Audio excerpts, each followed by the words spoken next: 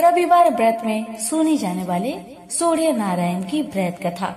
रविवार का व्रत करना सूर्य भगवान की कृपा पाने और सुखी, स्वस्थ और सम्मानित होने का उत्तम उपाय माना जाता है। धार्मिक मान्यता के अनुसार भगवान सूर्य की पूजा करने से और उनकी कथा को प्रेम पूर्वक श्रवण करने से कुंडली की दोष दूर होता है, नकारात्मक ऊर्जाएं आपसे दूर रहती है और मिलती है मनोवांछित फल की प्राप्ति।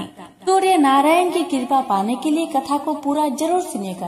अगर कथा अच्छी लगे तो दूसरों के पास भी शेयर कीजिएगा। तो प्रेम से बोलिए सूर्य नारायण की जय हो। एक था राजा, एक थी रानी। उनके पास सिपाही, घोड़े, दास दासियां, धन दौलत सब कुछ था। सिर्फ उन्हें संतान नहीं थी। इसी कारण राजा रानी बहुत ही दुखी रहते थे। संतान प्राप्ति के लिए उन्होंने हर तरह का दान धर्म, धार्मिक अनुष्ठान, जप, मंत्र, व्रत, पूजा पाठ किए, लेकिन कोई फायदा नहीं हुआ।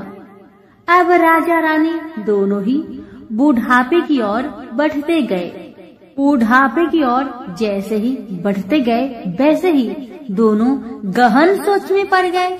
ये सोचकर कि उनकी कोई संतान नहीं है तो फिर इतने बड़े राज्य का क्या होगा? कौन बनेगा इस राज्य का वारिस?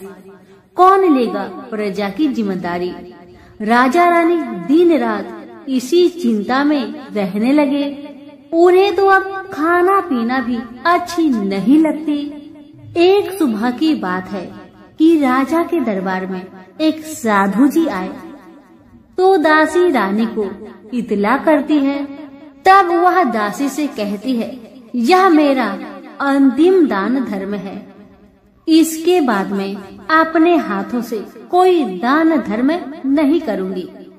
रानी चावल भरा छाछ हाथ में लेकर बाहर आती है और साधु की झोली में भिक्षा डालने के लिए आगे बढ़ती है तो उसके चेहरे पर छाई हुई चिंता साधु की दृष्टि में आती है। वह पूछते हैं, क्या बात है रानी साहिबा, क्या हुआ है? आप इतनी चिंतित और उदास क्यों हैं? तब रानी ने साधु महाराज को अपनी सारी व्यथा सुनाई और सिसकने लगती है। उस पर वह साधु कुछ पल गंभीर हो जाते हैं और कहते हैं, चिंता मत करना रानी साहिबा, आपकी संतान होगी, आपकी इच्छा पूरी हो जाएगी। चिंता ना करें, आपकी कोख से एक पुत्र जन्म लेगा। मात्र वह 14 साल तक ही आप लोगों को मिलेगा। उसके आगे वह इस मृत्यु लोक में नहीं रह पाएगा। इससे बढ़कर आपको कुछ देना मेरे लिए संभव नहीं है। अपनी बात पूरी करते उसने अपनी झोली में हाथ डाला, थोड़ी सी भभूत निकालकर रानी को दे दी और कहा, आप और महाराज दोनों इसे बांटकर ग्रहण करना। आपको जल्दी ही पुत्र प्राप्ति होगी। इतना कहकर साधु अपनी राह में चले गए। उनके जाने के बाद रानी सोचने लगी, 14 साल तो 14 साल ही सही, उतने समय के लिए हमें पुत्र तो मिलेगा, यही काफी है। उतने साल तक मैं उसे जी जान से बड़ा करूंगी, उसे ढेर सारा लाड़ दुलार करूंगी, अपनी संतान की हर मुरादे को पूरी करूंगी। उस रात अपना सारा राजकाज खत्म करके राजा जब रानी के महल में गए तो रानी ने क्या किया कि राजा को सारी बात बताई जो साधु जी ने उन्हें बताया था। रानी ने साधु की दी भभूत राजा को दिखाकर बोली, साधु महाराज ने यह भभूत हम दोनों को ग्रहण करने को कहा है। राजा बोले, इतना दान धर्म किया, जब तब किया, कोई फल नहीं मिला। अब इस भभूत से हमें संतान प्राप्ति होगी, ऐसा है क्या? उस पर रानी बोली, जब इतना सब कुछ किया तो अब यह भी सही करके देख लेते हैं। अब बेमतलब की उस साधु के क्रोध को क्यों हम बुलावा दे। राजा को अब किसी पर विश्वास नहीं था, लेकिन पत्नी को दुख न पहुँचे इसलिए वह राजी हो गए।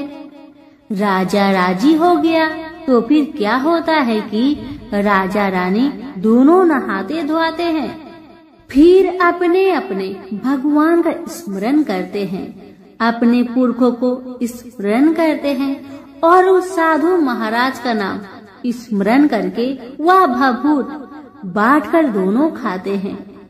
उसके बाद दोनों निश्चिंत होकर सो जाते हैं। तो कुछ दिन गुजर जाते हैं और साधु द्वारा कहे अनुसार रानी गर्भवती हो जाती है। उस पर राजा रानी दोनों की खुशी का गमन नहीं समाती। राजा रानी से बोला, महारानी सचमुच साधु महाराज की कृपा हो गई। समय बीतते गया, 9 महीना पूरा हो गया तो रानी ने एक सुंदर गोरे पुत्र को जन्म दिया। राजा ने बड़ी धूमधाम से पुत्र का नामकरण किया। सारे राज्य में 8 दिन तक अन्य सत्पर्ण रखा, उत्सव मनाया गया। अब पुत्र की कुंडली देखने के लिए राज्य के सबसे विद्वान पंडित जी को बुलाया। पंडित जी आते ही कुंडली देखकर बड़े चिंतित में पड़ गए और कहने लगे, महाराज हमारा राजपुत्र सिर्फ 14 साल तक हमारे पास रहेगा। राजा को इस बात की भनक थी ही, रानी को भी साधु महाराज की बात याद थी। दोनों पति पत्नी चुपचाप रहते हैं। उसके बाद राजा और रानी बड़े लाड़ प्यार से बेटे की परवरिश करते हैं, उसकी हर ख्वाहिश पूरी करते हैं। थोड़े समय के लिए ही सही भगवान ने संतान की अपनी मुरादें पूरी कर दी। इसे वे समाधान मानते थे। राजपुत्र दिन प्रतिदिन बड़ा होता है। जब वह 7 साल का हो जाता है तो राजा एक अच्छे गुरु की नियुक्ति करके उसे पढ़ाई लिखाई, राज्य शास्त्र, शास्त्र विद्या, घोड़सवारी इत्यादि 12 विद्याओं का शिक्षण देते हैं। जब वह सब शास्त्र विद्या में पारंगत हो जाता है और 12 साल की उम्र का हो जाता है तब एक अच्छी सी राजकन्या खोजकर उसकी शादी कर दिया गया। शादी के 2 साल बीत जाते हैं, बेटा 14 साल का हो जाता है। एक दिन राजपुत्र राजा से बोला, पिताजी मैं अपना सारा राज्य घूमकर देखना चाहता हूँ। आज तक मैंने सिर्फ इस राजबाड़े के अतिरिक्त कुछ नहीं देखा है। बेटे की बात सुनकर राजा बड़ी चिंतित हुए, क्योंकि पुत्र को 14वां साल शुरू हो गया था। अब कोई अनहोनी होने का वक्त नजदीक आ पहुंचा था, लेकिन राजा ये सब बातें पुत्र को बता नहीं सकता था। वह क्या करता है कि चेहरे पर खुशी लाकर बेटे से कहता है, हाँ हाँ जरूर जाओ बेटा, जरूर। तुम्हें अपना सारा राज्य घूमकर देखना चाहिए, कहाँ क्या है ये सब जानना चाहिए। कल तो मेरे बाद तुम्ही को राजा बनना है। मात्र एक बात का ध्यान रखे कि तुम जहाँ जा रहे हो, क्या कर रहे हो, क्या बात अपनी पत्नी को नहीं बताना। पुत्र ने कहा, ठीक है पिताजी, आपने जो कहा है मैं वैसा ही करूँगा। तो होता है ये कि राजपुत्र दिन भर अपने पत्नी के साथ मौज मस्ती करता है, खुशियाँ मनाता है और रात को ठीक 12 बजे बिस्तर से उठकर बाहर चला जाता है। फिर पौ फटने से पहले वापस अपने महल में आकर सो जाता है। ऐसे बहुत दिनों तक चलता रहा। अब पुत्र का 14वां साल खत्म होने में कुछ दिन ही बाकी रहते हैं। इतने में ये होता है कि उसकी पत्नी यानी छोटी रानी रात में जाग जाती है। वह देखती है कि बिस्तर पर राजपुत्र नहीं है। वह महल में सब जगह देखती है तो राजपुत्र कहीं भी नजर नहीं आते। तो ये बात वह किससे कहेगी और क्या करेगी? बेचारी चुपचाप रहती है। फिर भोर होने पर वह देखती है कि उसका पति अपनी जगह पर सोया है। छोटी रानी अपने पति से कुछ नहीं पूछती, लेकिन दूसरी रात भी वैसा ही होता है। तीसरी रात, चौथी रात, ऐसे ही बहुत दिन तक चलता है। रानी बहुत चिंतित हो जाती है। पति रात को जाता कहाँ है, किससे मिलने जाता है? छोटी रानी के मन में ढेर सारी सवाल उमड़ जाते हैं, लेकिन छोटी रानी को राजकुमार से सवाल करने में डर लगता था। शायद उसका पति गुस्सा हो बैठे। सास ससुर से पूछने के बारे में सोचा तो उसकी कुल मर्यादा बीच में आ जाती थी। इसी तरह मन ही मन में बेचैन रहती थी। इस हालत में उसे खाने पीने में दिलचस्पी नहीं होती थी। वह दुबली पतली हो जाती है। उसी राज्य में एक फूल बेचने वाली एक बूढ़ी मालिन रहा करती थी। वह हमेशा छोटी रानी को फूल देने उसके महल में आती थी। उस बुढ़िया का ध्यान छोटी रानी पर जाता है। वह उससे पूछती है, बेटी तुम्हें किस बात का दुख है? तुम इस तरह सूख कर काटा क्यों बनी जा रही हो? उस पर रानी कहने लगी, क्या बताऊं बूढ़ी अम्मा, तुम्हारा राजपुत्र हर रात बिस्तर पर से उठकर कहीं और चला जाता है और सुबह भोर होते ही वापस आकर सो जाता है। वह कहाँ जाता है? प्रेमिका से मिलने जाता है क्या? यह सोचकर मैं अन्न जल ग्रहण नहीं कर पाती और सूख सूख कर इस तरह कांटा बन गई हूँ। बुढ़िया सब बात सुनकर उसे एक उपाय बताती है और कहती है, बेटी तुम ऐसा ही करना, आज रात तुम सोना मत, उसके पीछे जाकर देखना कि वह कहाँ जाता है, क्या करता है, उसकी अच्छी तरह से पहरेदारी करना। इस पर छोटी रानी ने कहा, मुझे नींद आ गई तो मैं क्या करूँगी? तब बूढ़ी अम्मा ने कहा, तुम्हें नींद न आए इसलिए एक काम करना, अपने बाएं हाथ की उंगली में एक जख्म करना, उस पर थोड़ी सी मिर्च छिड़कना, उससे तुम्हें बड़ी जलन होगी और उस पीड़ा से तुम्हें रात भर नींद नहीं आएगी। रानी बुढ़िया के कहे अनुसार करती है।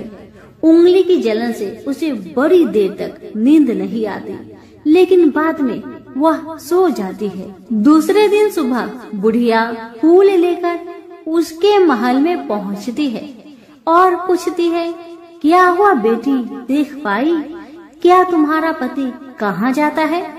रानी कहने लगी, नहीं अम्मा, पहले कुछ समय जलन के कारण मुझे नींद नहीं आई, पर कुछ देर पश्चात मैं सो गई थी। बुढ़िया कहने लगी, कोई बात नहीं, आज तुम उंगली पर पहले से थोड़ा ज्यादा जख्म करना और ज्यादा मिर्च लगाना। बूढ़ी अम्मा के कहे अनुसार छोटी रानी ने वैसा ही किया, परंतु वह सिर्फ पति के बिस्तर से उठकर बाहर निकलते वक्त जाग पाई थी। वह उसके पीछे नहीं जा सकी क्योंकि उसकी आंखें उस समय तक मुद गई थी। दूसरे दिन सुबह बूढ़ी अम्मा आई तो उसने पूछने से पहले ही छोटी रानी ने बूढ़ी अम्मा को रोककर कहा, अम्मा, मैं आज भी उनकी पहरेदारी ठीक तरह नहीं कर पाई। बुढ़िया कहती है, रोना नहीं बेटी, सब कुछ ठीक हो जाएगा। तुम आज रात जख्म और बड़ा करना और उस पर ज्यादा से ज्यादा मिर्च छिड़कना। और एक काम करना बेटी, वह जब जाने के लिए निकलता है तो उसका रास्ता रोकना। बुढ़िया ने जैसा बताया रानी ने वैसा ही किया। आज रात उसे नींद नहीं आती। अब जैसे ही रात के 12 बजे राजकुमार बिस्तर से उठकर जब महल से निकलने लगे तो बुढ़िया के कहे अनुसार रानी ने वैसा ही किया। दौड़कर जाकर अपने पति का रास्ता रोककर कहने लगी कि कहाँ जा रहे हो, किससे मिलने जा रहे हो, मुझे बताओ। राजपुत्र उसे समझाने की बहुत कोशिश करता है। देखो, अगर मैंने तुम्हें वह बताया तो मैं तुम्हें दोबारा नहीं मिल पाऊंगा। पत्नी कहने लगी, कोई बात नहीं, न मिल पाओ, लेकिन आप रात के समय कहाँ जाते हो ये मुझे पहले बताओ। अब राजपुत्र निरुपाय हो जाता है। पत्नी की जिद के आगे उसकी एक नहीं चल पाती। ठीक उसी समय उसका 14वां साल खत्म होकर 15वां साल लगने वाला था। जो होता है वह हो जाने दो, वह सोचता है। कुछ चावल मंत्रों से सिद्ध करके पत्नी को देकर कहता है, इन चावलों के दानों को दोनों हाथों की मुट्ठी में पकड़ना। पहले दाएं हाथ में पकड़े चावल मेरे ऊपर फेंकना। मैं कौन हूँ तुम्हें पता चल जाएगा। बाद में बाएं हाथ में पकड़े चावल मेरे ऊपर फेंकना। मैं जैसा था तुम्हें मिल जाऊंगा। लेकिन यदि तुम बाएं हाथ के चावल मेरे ऊपर फेंकना भूल गई तो मैं तुम्हें कभी नहीं मिल पाऊंगा। राजकुमारी ने कहा, मैं नहीं भूलूंगी। रानी बड़े आत्मविश्वास के साथ कहकर दाएं हाथ में पकड़े चावल पति के ऊपर फेंक दिया तो राजपुत्र एकदम एक विशाल घोड़ा बन जाता है। एकदम उद्यमा सफेद गर्दन पर लंबी आयल देखते देखते वह तेजी से दौड़ने लगता है। रानी उस घोड़े को एकदम आश्चर्य से देखने लगती है और पति ने बाएं हाथ के चावल फेंकने की जो बात कही थी वह भूल जाती है। उसकी आंखों के सामने घोड़ा महल से बाहर निकलकर चला गया। घोड़ा जो महल से बाहर गया तो वह वापस नहीं आया। अब रानी को बड़ा पश्चाताप हुआ। वह स्वयं को कोसने लगी, लेकिन अब कोई फायदा नहीं होने वाला था। राजपुत्र अब वापस नहीं आने वाला था। सुबह होते ही महाराजा महारानी को सब बात पता चली। उन्हें बहुत दुख हुआ। वे बिस्तर पकड़ते हैं और राह देखते हैं कि एक दिन उनका बेटा वापस आ जाए। इस तरह 1 महीना गुजरा, 2 महीने गुजरे, 3 महीने गुजरे, आखिर 6 महीने पूरे हुए। राजपुत्र का कोई आता पता नहीं लगा। प्रधान राजपुत्र को ढूंढने के लिए राज्य के गांव-गांव सिपाही भेजा गया, लेकिन उन्हें कोई सफलता नहीं मिली। इधर रानी अपनी हठ के कारण पति गायब हो गया। यह सोचकर स्वयं को मन ही मन कोसती रही और प्रण लेती है कि कुछ भी करके पति को ढूंढ लाएगी और उसे वापस घर ले आएगी। एक दिन वह सुबह उठकर सास ससुर के महल में जाती है और कहती है कि मैं अपने पति की खोज में जा रही हूँ। महाराजा महारानी को और क्या चाहिए था, बस उनका बेटा उन्हें वापस मिल जाए।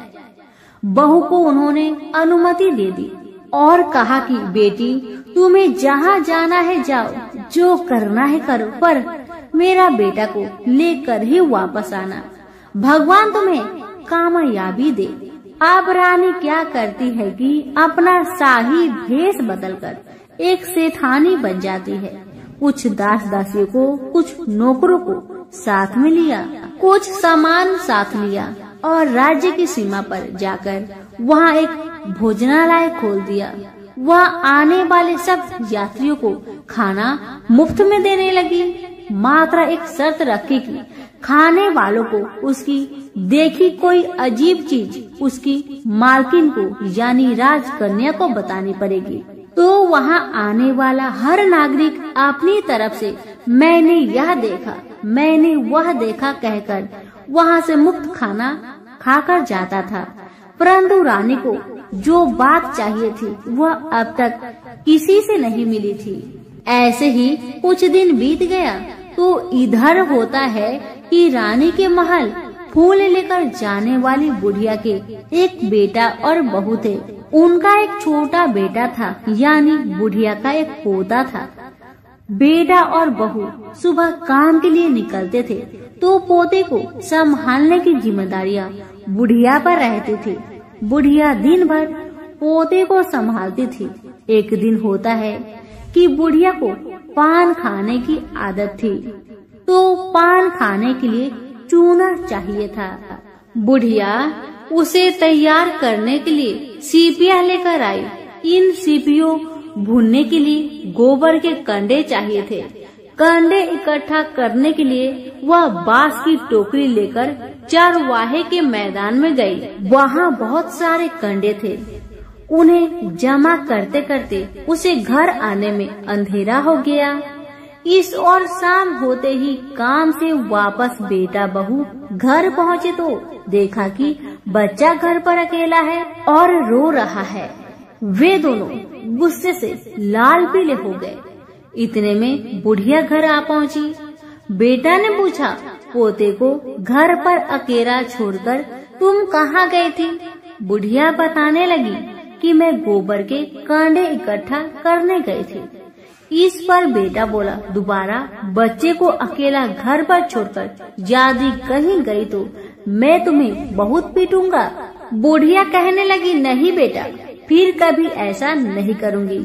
लेकिन दूसरे ही दिन बुढ़िया वह बात भूल गई और फिर चरवाहे के मैदान पर कंडे इकट्ठा करने चली गई।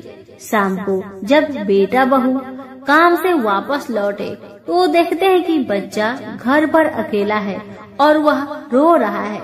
अब उसके बेटे की सहन शक्ति खत्म होने लगी और बुढ़िया के वापस आने पर उसे घर से निकाल दिया। बुढ़िया रात भर घर के बाहर अंधेरे में बैठी रही और सुबह होते ही हाथ में टोकरी लेकर कंडे इकट्ठा करने के लिए निकल गई। उस दिन उस पर कंडे इकट्ठा करने का मानो पागलपन सवार था। कंडे इकट्ठा करते करते जब अंधेरा छा गया उसे मालूम ही नहीं चला। उसे जब ध्यान आया तो गांव का रास्ता भी ठीक तरह से दिखाई नहीं दे रहा था।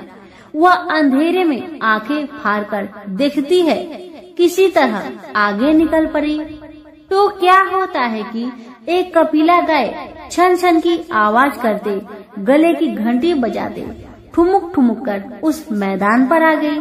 उसे देखकर बुढ़िया सोचने लगी कि इस गाय के पीछे पीछे जाऊंगी तो गांव तक पहुंच जाऊंगी। तब बुढ़िया उसके पीछे पीछे जाने लगी। वह गाय क्या करती है कि उस मैदान से लेकर एक एक करके 6 मैदान पार करती है। आखिर में वह 7वें मैदान पर पहुंचती है तो वहाँ क्या होता है कि उस मैदान पर एक बड़ा सा पत्थर है। गाय जाकर उस पत्थर को अपना सींग मारती है। सींग मारा तो वह पत्थर टूट गया और हट गया और पाताल में नीचे जाने की सीढ़ियाँ दिखाई देने लगी। तब वह गाय उन सीढ़ियों से नीचे जाने लगी।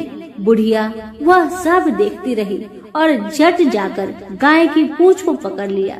पूंछ पकड़कर वह गाय के साथ नीचे पाताल पहुंच गई। पाताल में पहुंचते ही तुरंत गाय की पूंछ छोड़ दी और इधर उधर देखने लगी। वहीं से बुढ़िया ने देखा कि पाताल में सब जगह जगमगाहट है, दिया दीप जलते हैं और तेज रोशनी गाय के ऊपर पड़ रही है और वहाँ अद्भुत घटनाएं घटने लगी। गाय के नीचे जाते ही उसके गले में अपने आप सांकल पड़ गई और छमछम करके कोई दूधाड़ी में गाय का दूध दोहने लगी। लेकिन जो भी कोई वह कर रहा है वह मात्र दिखाई नहीं दे रहा। बुढ़िया बहुत घबरा गई, कहाँ आकर फंस गई। वह सोचने लगी कि और यहाँ वहाँ छिपने के लिए जगह ढूंढने लगी, लेकिन उसे कहीं भी जगह नहीं मिली। हर जगह उजाला ही उजाला था। तो वह जो एक कोने में खड़ी रह गई और जो कुछ सामने हो रहा था उसे चुपचाप देख रही थी। कुछ पल के बाद वहाँ झट से एक उम्दा सफेद घोड़ा आया। वहाँ 2 कुंड थे। उसमें से एक कुंड में उस घोड़े ने छलांग लगाई और ऊपर आ गया। अब उसे राजपुत्र का रूप प्राप्त हो गया। राजपुत्र बनने के बाद उसने दूसरे कुंड के पानी में स्नान किया। वहाँ रखे नए कपड़े पहने। नजदीक ही एक सुंदर पलंग था, उस पर आकर बैठ गया। उसके सामने अपने आप 5 पकवानी की थाली आ गई, दूध की एक प्याली आ गई, पान सुपारी आ गए। उसके सामने एक दिया जलता रहा। राजपुत्र ने खाना खाया, दूध पिया, पान सुपारी खाया और बिस्तर पर लेट जाने से पहले सूर्य देव का स्मरण करके सामने जलते हुए दिए से पूछा, दिए दीप कर मेरे माता पिता क्या कर रहे हैं? दिया बताने लगा, बेटे के शोक में डूबे हैं। राज्य कौन संभाल रहा है? राज्य प्रधान संभालता है। मेरी पत्नी क्या करती है? दिया बोला, उसने चौराहे पर भोजनालय शुरू किया है और आते जाते लोगों से वह नई खबर के बारे में पूछती है। दिए के यह कहते ही राजपुत्र कहने लगा, ठीक है। उसके बाद वह सो गया। बुढ़िया कोने में खड़ी रहकर यह सब देखती रही। ऐसी अद्भुत घटना उसने जिंदगी में पहली बार देखी थी। उसे अंदर ही अंदर चुलबुलाहट होने लगी। वह अपनी भूख प्यास भूल गई और आगे क्या होता है कि उसे उत्सुकता से देखने लगती है। लेकिन उसके बाद और कुछ घटनाएं नहीं घटती। रात गुजर गई और सुबह हो गई। सुबह होने पर पलंग पर सोया राजपुत्र उठा और फिर से पहले वाले कुंड में छलांग लगाई तो वह फिर से घोड़ा बनकर कुंड से बाहर आ गया। बाहर आते ही वह तेजी से उस पाताल नगरी से बाहर निकल गया। लेकिन वह कहाँ गया, बुढ़िया को कुछ पता नहीं चला। उसके बाद पिछली रात की तरह कोई उस गाय का छमछम करके दूध दुहने लगा। जैसे ही दूध दुहाना खत्म हुआ, उसके गले की साकल अपने आप खुल गई और वह गाय तेजी से ऊपर जाने लगी, सीढ़ियाँ की ओर भागने लगी। गाय को दौड़ते देखकर बुढ़िया सोचने लगी, अब गाय के साथ यहाँ से ऊपर जाना ही समझदारी है, नहीं तो कोई मुसीबत आकर मेरे ऊपर टपक जाएगी। झट से उसने गाय की पूंछ पकड़ ली और गाय के साथ ऊपर आ गई। गाय जब ऊपर मैदान में पहुंची तो उस सुरंग का रास्ता अपने आप बंद हो गया और उसके मुख पर एक बड़ा सा पत्थर पूर्ववत खड़ा हो गया। ऊपर आकर वह गाय जंगल की ओर निकल गई तो इधर बुढ़िया एकदम बावली सी हो गई। उसने पाताल नगरी में जो कुछ देखा वह जल्दी से जल्दी किसी को बताने के लिए उतावली हो उठी। उसे एकदम याद आया है कि नगर की सीमा पर कोई औरत भोजनालय चलाती है और नई बात बताने वालों को अच्छा खाना पीना मुफ्त में देती है। वह सोचने लगी कि क्यों न मैं यह बात उस औरत को जाकर बताऊं। यदि उसे यह बात पसंद आ गई तो बाकी जीवन खाने पीने की झंझट से मुक्ति मिलेगी। बुढ़िया ने मन में तय किया और तुरंत उस भोजनालय के द्वार पर टंगे नगाड़े के सामने खड़ी हो गई और जोर जोर से नगाड़ा बजाना शुरू किया। नगाड़े का इस तरह शोर सुनकर मालकिन यानी छोटी रानी मन से प्रसन्न हो जाती है कि शायद कोई बड़ी बात लेकर यहाँ आया है। रानी सिपाहियों को आदेश देती है, जाइए और जो कोई आया है उसकी अच्छी खातिरदारी कीजिए। आदेश पाते ही सिपाही नीचे दौड़ गए तो एक बुढ़िया नगाड़ा बजा रही है। उन्होंने पूछा, क्यों रे बुढ़िया, क्या हुआ, क्यों नगाड़ा बजा रही हो? बुढ़िया बोली, कुछ नहीं बेटा, यहाँ खाना मिलता है ना, इसलिए आई हूँ। बुढ़िया ने सिपाहियों से बोला, खाना मिलेगा? सिपाही बोले, हाँ मिलेगा, लेकिन तुझे कोई नई बात बतानी पड़ेगी। बुढ़िया बोली, हाँ बताऊंगी, एक बात मालूम है मुझे। इस पर सिपाही उसे अंदर लेकर आए। उनको मालकिन का आदेश था कि जो कोई बूढ़ा बुजुर्ग वहाँ आए उनके साथ अच्छी तरह पेश आना, उनका अच्छा आदर आतिथ्य करना। तो सिपाही ने इस बुढ़िया का भरपूर आदर आतिथ्य किया। उसे बड़ी सी थाली भरकर व्यंजन परोसते हैं। बुढ़िया कुछ दिनों से भूखी थी, वह खाने पर टूट पड़ी। खाना खाने के बाद सिपाही ने उसे नई साड़ी पहनने को दी। उसके बाद उसे लेकर रानी के पास आए। बुढ़िया और रानी ने तुरंत एक दूसरे को पहचान लिया। बुढ़िया बोली, बेटा तुम हो? और रानी बोली, बूढ़ी अम्मा आप है। बड़ी देर तक दोनों भली भांति की बातें करती रही। आखिर पुरवनी बुढ़िया से कहने लगी, अम्मा अब बताओ तुमने क्या बात नई देखी है? बुढ़िया बोली, मैंने कोई नई बात देखी नहीं है, वह तो मेरे पास तुम्हें देने के लिए खाने के लिए पैसे नहीं थे, इसलिए मैंने झूठ कहा और नगारा बजाया। रानी ने कहा, अम्मा घबराना नहीं, मैं किसी को तुम्हारा नाम नहीं बताऊंगी। फिर भी बुढ़िया मैंने क्या देखा, कब देखा करके आनाकानी करने लगी। इस पर कुंवर रानी ने उससे कहा, देखो अम्मा, यदि तुमने मुझे वह नई बात बताई तो मैं जिंदगी भर तुम्हारी देखभाल करूंगी, तुम्हें रानी माता की तरह रखूंगी। अब बुढ़िया बताने को तैयार हो गई। उसने जो कुछ उस चर गवाहे वाले मैदान पर देखा था वह सब कुछ कुंवर रानी को बता दिया। बुढ़िया की वे बात सुनकर कुंवर रानी को यकीन हो गया कि वह राजपुत्र उसी का पति है। वह तुरंत बुढ़िया से कहने लगी, अम्मा मुझे उस जगह पर ले चलो। तब बुढ़िया बोली, नहीं बेटी, वह पाताल राज्य है, साफ है, यदि किसी ने तुम्हें देख लिया तो तुम्हारी जान खतरे में पड़ सकती है। लेकिन रानी उसकी एक भी नहीं सुनती, उसे उस जगह ले जाने के लिए हठ करने लगी। आखिर में बुढ़िया ने उसका कहना मान लिया और कहने लगी, ठीक है, मैं तुम्हें वहाँ लेकर चलती हूँ, पर आज नहीं कल वहाँ जाना है, तो शाम को ही जाना होगा। तो दूसरे दिन दोपहर को रानी बुढ़िया के साथ उस मैदान पर गई और एक जगह छुपकर गाय की आने की राह देखने लगी। दिन ढलते ही अंधेरा घेरने लगा है और गाय हमेशा की तरह वहां आ गई।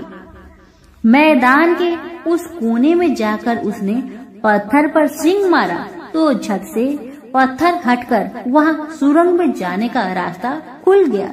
गाय उस रास्ते से नीचे उतरने लगी तो बुढ़िया रानी से कहने लगी, जल्दी आगे बढ़ो बिटिया, हम गाय की पूंछ पकड़कर नीचे उतरेंगे।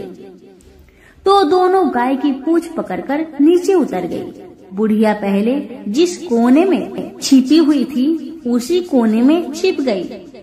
अब नीचे सब कुछ पहले जैसा घटित हो रहा था। गाय के गले में अपने आप साकल पड़ गई। कोई अदृश्य रूप से उसका दूध दोहने लगा। एक सफेद उद्मा घोड़ा ने आकर एक कुंड में छलांग लगाई तो राजपुत्र के रूप में ऊपर आया। वह राजपुत्र दूसरे कुंड में नहाने लगा। बाद में उसके सामने खाने की थाली आ गई, दूध की प्याली आ गई, पान बीड़ा आ गई। राजपुत्र सब ग्रहण करके सोने के लिए पलंग पर गया तो सोने से पहले सूर्य देव का स्मरण करके दिए से पूछने लगा, दिए दिए दीपंकर, मेरे माता पिता क्या कर रहे हैं? तो दिया कुछ जवाब नहीं दिया, बल्कि वह बुझने लगा है। तब राजपुत्र को कुछ अघटित हुआ। इसका संदेह हो गया कि वह उदास हो गया और जो कुछ हुआ है वह हो जाने दो। ऐसा सोचकर सोने के लिए बिस्तर पर लेट गया। अब रानी का संयम छूट गया। वह दौड़कर पति के पास गई और उसके पैर पकड़ने के लिए आगे बढ़ने लगी। राजपुत्र तुरंत ही पत्नी को पहचान लिया। वह झट से पीछे हट गया और चिल्लाने लगा, नहीं नहीं, मुझे मत छूना, सर्वनाश हो जाएगा। रानी दोनों हाथ जोड़कर पति से अपनी भूल स्वीकार करने लगी। स्वामी, मुझसे भूल हो गई है। मुझे आपसे नहीं पूछना चाहिए था कि आप रात को कहाँ जाते हो। मैं अपनी भूल स्वीकार करती हूँ। मुझे मेरी भूल की सजा मिल गई है। अब आप घर चले। आपके वियोग में आपके माता पिता ने बिस्तर पकड़ लिया है। आपकी प्रजा भी बहुत दुखी है।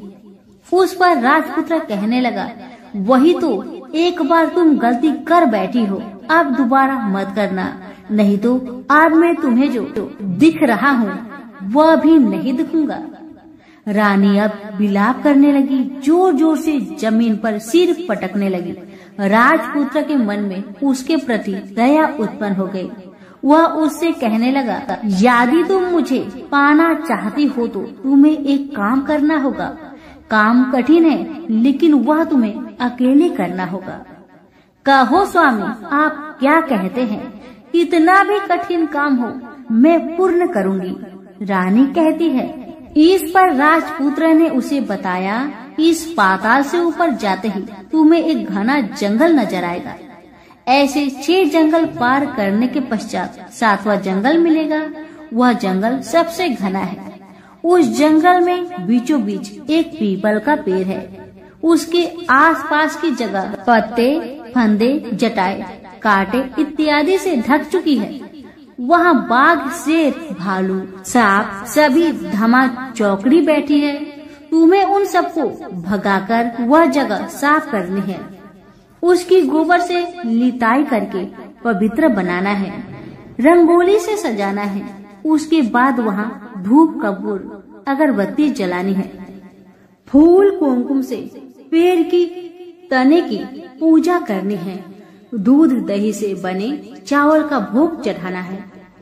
यह सब तुम्हें दोपहर के 12 बजने के पहले करना होगा। 12 बजने के समय तुम्हें उस जगह पर बैठकर सूर्य भगवान का ध्यान करना होगा। ठीक 12 बजे सूर्य भगवान का रथ वहाँ उतरेगा। वे वह सब देखकर खुश हो जाएंगे और कहेंगे, जिस किसी ने यह सब किया है उसे मैं मनचाहा फल दूंगा। तो तुम सामने जाकर उसके रथ का दाहिना घोड़ा मांगना, मैं तुम्हें मिल जाऊंगा। इतना बात कहकर राजपुत्र अपने पलंग पर सो गया और छोटी रानी भोर होने की राह देखने लगी। भोर होते ही वह बुढ़िया के साथ गाय की पूंछ पकड़कर ऊपर आ गई।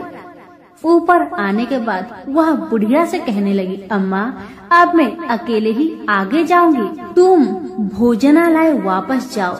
वह जंगल में जाकर राजपुत्र की बताई जगह ढूंढने लगी और स्वयं आरी से वह जगह साफ कर दी। बाद में राजपुत्र ने जैसे बताया वैसी लिपाई पुताई करके वापस आ गई। दूसरे दिन पौ फटने से पहले ही और जंगल में उस जगह पहुंची। वहां जाकर इत्र गुलाब का पानी छिड़ककर वह जगह सुगंधित की। धूप अगरबत्ती जलाकर उसे पवित्र किया और पूजा की। सब सामग्री वहाँ तैयार रखकर सूर्य भगवान का ध्यान करने बैठ गई। जैसे कि पति ने बताया था, दोपहर को ठीक 12 बजे सूर्य भगवान का रथ उस पीपल के पेड़ पर आकर रुका है। सूर्य भगवान ने जब रथ से नीचे देखा तो सुगंधित वातावरण देखकर बहुत खुश हुए और फिर बोले, जिस किसी ने यह काम किया है वह यहाँ आकर मुझसे कुछ भी मांगे, मैं उसे दूंगा। रानी ने जब ये सब सुना तो बिना समय गवाए दौड़कर उनके सामने आ गई और उनको साष्टांग नमस्कार करके बोली, भगवान, वह मैं ही हूँ, मैंने यह जगह साफ की है। भगवान बोले, अच्छा, तो तुम्हें जो चाहिए वह मुझसे मांगो। तो छोटी रानी बोली, भगवान, मुझे आपके रथ का दाहिना घोड़ा चाहिए। सूर्य भगवान बोले, नहीं नहीं, मैं तुम्हें और कुछ भी दे सकता हूँ, लेकिन यह घोड़ा नहीं दे सकता। मेरे रथ के 12 घोड़े हैं, तुम चाहो तो कोई और घोड़ा ले लो, लेकिन दाहिना घोड़ा नहीं, वह मैं तुम्हें नहीं दे सकता। छोटी रानी ने एक नहीं सुनी। वह सूर्य देव से एक ही बात कह रही थी, वही दाहिना घोड़ा दे दीजिए, नहीं तो मैं आपके पैरों में गिरकर अपनी जान दे दूंगी। अब सूर्यदेव धर्म संकट में पड़ गए। उन्होंने वचन दे दिया था, अब अपने वचन से पलट भी नहीं सकते थे। भगवान ने कहा, ठीक है, दे दिया तुम्हें घोड़ा। सूर्यदेव ने कहा, फिर एक बात और भी कही, देखो, मैंने तुम्हें घोड़ा तो दिया है, लेकिन वह तुम्हें यहाँ नहीं मिलेगा, तुम्हें उसे पाताल में जाकर लाना होगा। रानी बोली, पाताल में ही क्या भगवान, मैं उन्हें पाने के लिए कहीं भी जा सकती हूँ। रानी को वचन देकर सूर्यदेव अपने मार्ग से चले गए और इधर रानी जंगल से अपने भोजनालय में आ गई। फिर वह बुढ़िया को लेकर उस मैदान पर आ गई। जल्दी ही शाम हो गई। शाम होते ही वहाँ वह गाय आ गई और उसने सींग मारकर सुरंग का पत्थर हटाया तथा नीचे उतरने लगी। रानी और बुढ़िया जल्दी जल्दी उसकी पूंछ पकड़कर नीचे उतर गए। नीचे पाताल में सब घटनाएं पहले की तरह ही घटने लगी। घोड़े का एक कुंड में नहाकर राजपुत्र बन जाना, नहा धोकर पलंग पर जाकर बैठना, तो उसे खाने की थाली, दूध की प्याली आना, पान पीरा आना। लेकिन आज एक बात नई घटी। आज 2-2 थाली, 2-2 दूध की प्याली, 2-2 पान पीरे उसके सामने आए। वह कुछ नहीं बोला। अपने हिस्से की थाली खाकर, दूध पीकर और पान पीरा चबाकर वह सोने चला गया और हमेशा की तरह दिए से पूछने लगा, दिए दिए दीपंकर, मेरे माता पिता कैसे हैं? दिया बताने लगा, वे दोनों तुम्हारे शोक में मरने की स्थिति में पहुंच गए हैं। राजकुमार ने कहा, ऐसा? झट से उसकी आंखों से आंसू टपकने लगे। फिर वह पूछने लगा, दिए दिए दीपंकर, मेरा राज्य कौन चला रहा है? दिया बोला, तुम्हारा राज्य प्रधान चला रहा है और वह सब कुछ हड़प चुका है। वह प्रजा पर बहुत अत्याचार कर रहा है। सुनकर राजपुत्र को बहुत गुस्सा आया। वह गुस्से से अपनी मुट्ठी भींचने लगा। अब वह पूछने लगा, दिए दिए दीपंकर, मेरी पत्नी क्या कर रही है? अब दिया कुछ नहीं बोला, चुपचाप रहा। अब रानी का संयम जवाब दे गया। वह दौड़कर पति के गले लग गई। अब मैं तुम्हें मिल गया, राजपुत्र कहने लगा। सच कहते हो, अब आप फिर से घोड़ा तो नहीं बनोगे ना? पत्नी ने कहा। पति ने कहा, नहीं, दोबारा घोड़ा नहीं बनूंगा मैं। तुमने जो इतने सारे कष्ट उठाए हैं मुझे पाने के लिए, इसलिए सूर्य देव ने मुझे सदा के लिए घोड़े के जन्म से मुक्त कर दिया है। राजपुत्र ने बड़े प्यार से कहा और उसे गले लगाया। उसके आंसू पोंछे। कुछ देर पश्चात भोर हो गई तो गाय की श्रृंखला टूटकर वह ऊपर फूलों पर जाने लगी। रानी, राजपुत्र और बुढ़िया उसकी पूंछ पकड़कर ऊपर आ गए। ऊपर आने पर वे सीधे भोजनालय में पहुँचे। वहाँ का सब सामान लोगों में बांट दिया और उसको ताला लगाकर अपने राज्य में लौट गए। राजपुत्र वापस आता और उसके तेवर देखकर प्रधान घबरा गया। राजपुत्र ने उसे बंदी बनाकर कैद खाने में डाल दिया और राज्य की बागडोर अपने हाथ में ले ली। उसके बाद वह अपने माता पिता को मिलने उनके महल में गया। तब राजपुत्र क्या देखता है कि उसके माता पिता उसके शोक में सिर्फ पंजर बने हुए हैं। पुत्र को वापस आया देखकर मरणासन राजा रानी की आंखों से टप टप आंसू बहने लगे। इन दोनों ने पुत्र को गले लगाया, उसे प्यार से सहलाया। इतना होने के बाद उनके सेहत में एकदम सुधार आने लगा।